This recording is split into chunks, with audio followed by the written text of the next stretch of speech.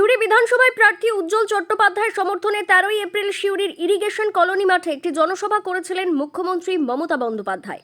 যে সভায় মুখ্যমন্ত্রী মমতা বন্দ্যোপাধ্যায় কি বক্তব্য রেখেছিলেন তার থেকেও বেশি গুরুত্ব পায় একটি 39 সেকেন্ডের ভিডিও, যে ভিডিওতে দেখা গিয়েছে মুখ্যমন্ত্রী মমতা বন্দ্যোপাধ্যায় মঞ্চে বিকাশ রায়চৌধুরী থেকে শুরু করে কাজল শেখদের আঙুল নাড়িয়ে নাড়িয়ে কিছু বলছেন।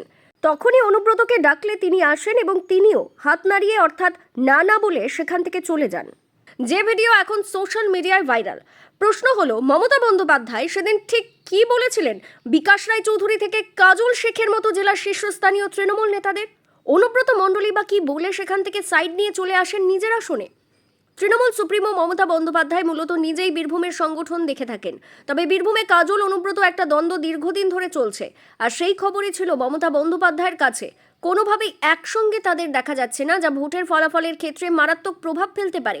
এই বিষয়টি নিয়েই মঞ্চে এসে মমতা বন্দ্যোপাধ্যায় প্রথমে সাবধান করে দেন কাজল থেকে শুরু করে বিকাশ রায়চৌধুরীদের।